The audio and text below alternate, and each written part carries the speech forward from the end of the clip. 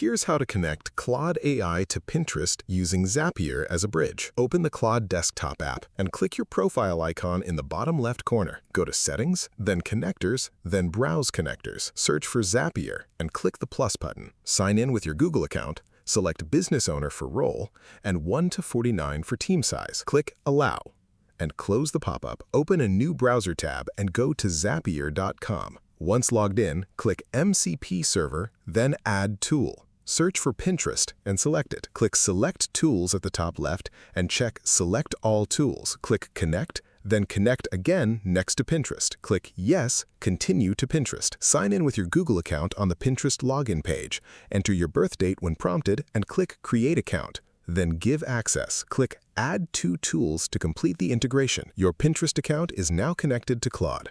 You can ask Claude to search Pinterest, analyze pin performance, generate caption ideas based on your boards, and more directly inside your Claude conversations without switching tabs. If this helped you out, hit that subscribe button for more straight-to-the-point tutorials on Step by Click.